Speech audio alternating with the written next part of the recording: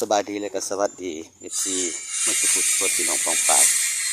ก็พบกับจัดต้นชาแนลอีกแล้วมื้อนี้ก็ได้พี่น้องเอาเข้ามาแล้วก็ให้อย่าลืมกดไลค์กดแชร์กดติดตามกันด้วยพี่น้องเด้อมื้อนี้ก็มาฮอดกันหน้าหรือว่าสวนของน้องสายบุญโฮมคือเก่าพี่น้องสิพาพี่น้องเฮามาเบิ่งว่าเพิ่นเฮ็ดอิหยังฮอดขั้นใดแล้วเอาไปติดตามกันพี่น้องอย่าลืมกดไลค์แล้วก็กดแชร์ด้วยพี่น้องเด้อจะถึงกดติดตามนี่เด้อ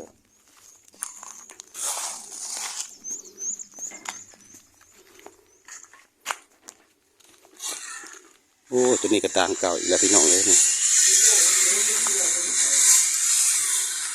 แต่ก่อนสิเป็นลังเดียวน้อยๆแต่ก่อนโอ้ตัวนี้คือซีเมนต์เพื่อนผักหลังเนาะสร้างกำลังเห็ดเพื่อนผักก็สร้างตัวนี้ห่อผักเนาะโอ้ บ่อนผสมพันธุ์ว่าวแบบมีสุภาพเนาะฮะนี่ไรห้อยคันละ3,000เลยสิได้จ้างต่อแล้วน่าสั่งไม่ยังก็สร้างนะน้อยก็เห็ดเอาหลดหน้าเงินนี่นะใครเล่นอยู่ซื่อแมนมีงานเห็ดโลดนี่นะโอ้ยใครเลื่อนสิไปฮะแม่นใครเลื่อนสิไปนอกประเทศต่างประเทศฮะคือหมู่เด็กไกลบ้านไกลเมืองไกลหอดครอบหอดครัวพุ่นสำนีเห็ดโลดพี่น้องคอมเมนต์ดูโอ้ยเอาสำได้อยู่เมืองลาวก็ได้สร้างคนกำลังเห็ดกันเพื่อนผักพี่น้องเพื่อนผักเป็นหลักบ่ทันใหญ่เป็นไรเป็นเพื่อนผักห้องผักนะบ่ทันได้เทิงขันนั้นบ้านผักเป็นห้องผัก2 ห้องต่อพี่น้องเบิ่งนักกันพี่น้องนี่ในการปลูกต้นไม้ของเพิ่นก็ปลูกแล้วทีนี้สิพาพี่น้องเบิ่งเลาะเบิ่งนี่พี่น้องเลย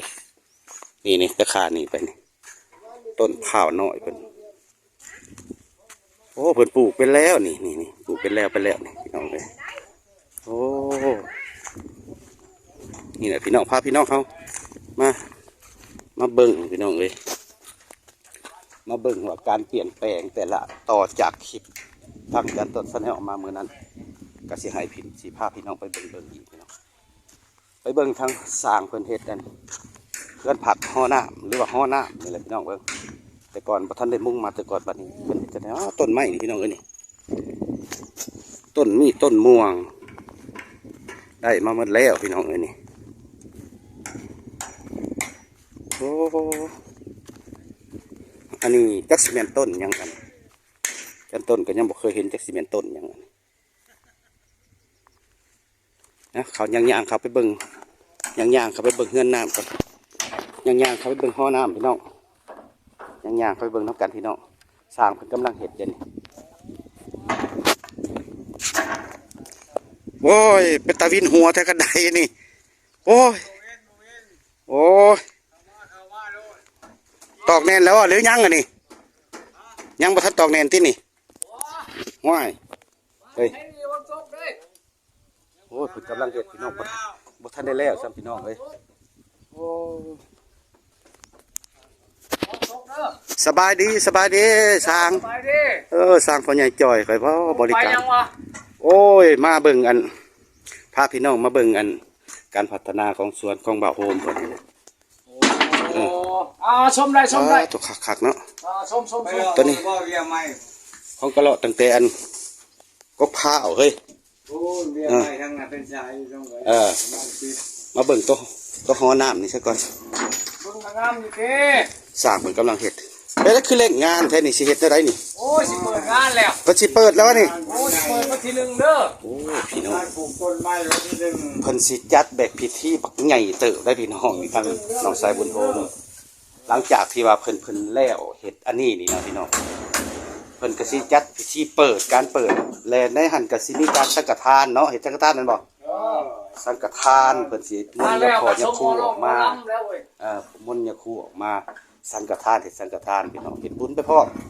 แล้วก็สร้างขาไปพร้อมพี่น้องมีไรมีปล่อยปลาปลูกต้นไม้พร้อมมื้อนั้น ทางห้องเจ้าภาพไปผู้บริหารงานได้นี่เฮ็ดยังนี่ก็ปลูกต้นไม้สิเป็นวันปลูกต้นไม้แน่เพิ่นสิเฮ็ดนี่เนาะ ที่หนึ่งปลูกต้นไม้ โอ้ ปล่อยปลาพร้อม เออโอ้มันก็บ่ธรรมดาเด้คันเว้าแล้วก็งานนี่เนาะใหญ่เติบได้นี่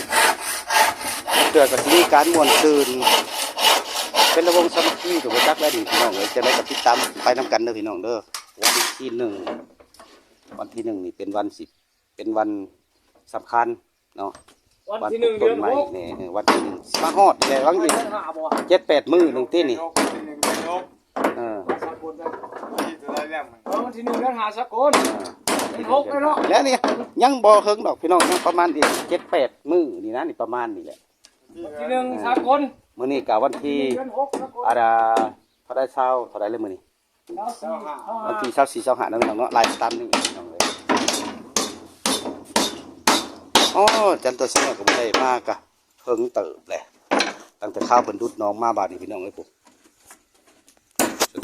โอ้ยครับไปโอ้ต้นไม้ที่ว่าปลูกหอบเพิ่นแหละเนาะเดินพี่เนาะโอ้ ไปมาชมกับมาชมได้ แม่น รักผมเดียวเนี่ยเมื่อวันที่หนึ่งเดือนโน้น โอ้ถือว่าโน่นต้นทางนั้นนี่เพิ่นสิลงปลูกวันที่1เนาะปลูกให้พี่น้องสุดๆพุ่นเรียวๆไปสุดๆ โน้นมาแค่นี้แล้วข้างทางนี้แล้วพี่น้องข้างทางนี้แล้วอ่าส่วนหลายนี่เป็นต้นไม้หยังเบี้ยไม้หยังเพิ่นเอามาปลูกนี่ หลักเยี่ยมมากทำนกลำไยลิจอกลิจีนี่ครบ โอ้ ไม่กินมาก ประเภทไม้กินหมากเนาะพวกส้นห่มนี่บ่ปานใดเนาะแล้วค่อยผ่านเข้ามาในทันมีกกอันหนึงอยู่ได้นี่ค่อยก็บ่ฮู้ว่าสิเป็นกกอีหยังในทางเข้าเด้นี่ กบยังกบยาง โอ้ จีลำมุดลำไย โอ้ มุกโน่กบมุกโน่ได้ อืมสิเป็นสวนเครื่องปลูกเครื่องพังครบวงจรดอกแหละพี่น้องเอ้ยตัวนี้นี่ชื่อว่าหมากไม้กินหมากยังสิบ่มีแต่หมากข้อเนาะ ที่จะมาข้อน อกจากที่ว่าอันเครื่องปลูกชนิดแบบเฮาปลูกกินเองนี่มีครบหมดเลยพี่น้องไปเลาะเบิ่งเมื่อกี้นี่ก็โอ้ต้นอันมะพร้าวเพิ่นเนาะเบี้ยมะพร้าวเพิ่นใช้หลายอยู่สิเป็นมะพร้าวเบี้ยต่ำบ่เนาะมะพร้าวต่ำบ่เนาะข้าวหอมบ่ ข้าวหอมข้าวธรรมดาก็มี เออโอ้คันว่ามะพร้าวหอมมันก็สิบ่ขึ้นยากเนาะยื้อเอาโลดเนาะเนาะใหญ่อ่านเนาะยื้อเอาโลดเลย เอาแล้ว เป็นได้แป้นพ่อว่าแป้นนี่ยังในต้นม่วงกัน2แผ่น เอาเรือมาหา3แพทย์ ยังอยู่บ่ในต้นม่วงบนคอกงัวอันก็ประมาณ 2-3 แผ่นนี่แหละอันนี้เป็นทางออกเป็น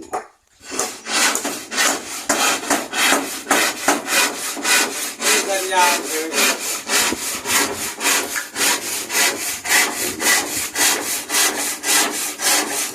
สัญญาณเลยอันเดียวนะ โยโย่ห่วย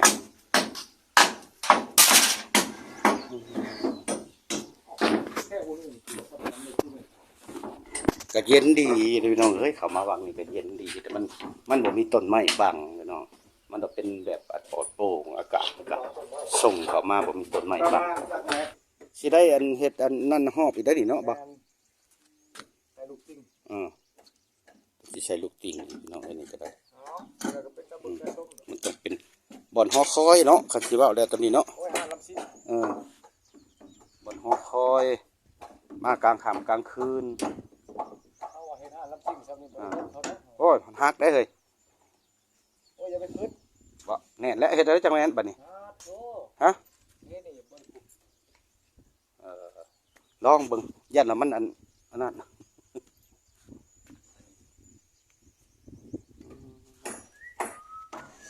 ได้หยังกินเที่ยงมื้อนี้ กระหอกกระหอก กะฮอก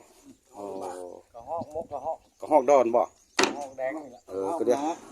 วกะฮอกดอนแล้วบ่กินน้ำได้คันกะฮอกดอนนะมันมีในทางอยู่แล้ว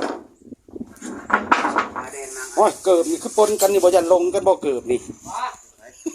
โยกเกิบ ปดอันนี้จะลงกันทันดักว่าเบิ่งกำลังเห็นทางเข้ามา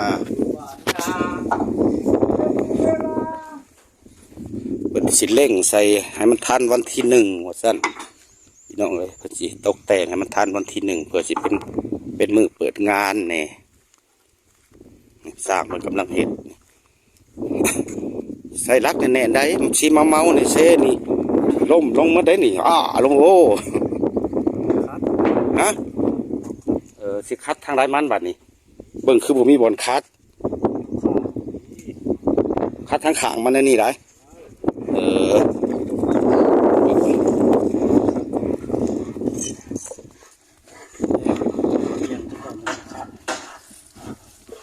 นี่เข้าไปก็ได้มา20 เมตร15เนาะ15 เมตรต้องย่องอยู่เดียวเข้าไปอันนี้เพิ่นเอิ้นว่าอันหอน้ำคันว่าน้ำเต็มหนองนี่โอ้เฮงสิขา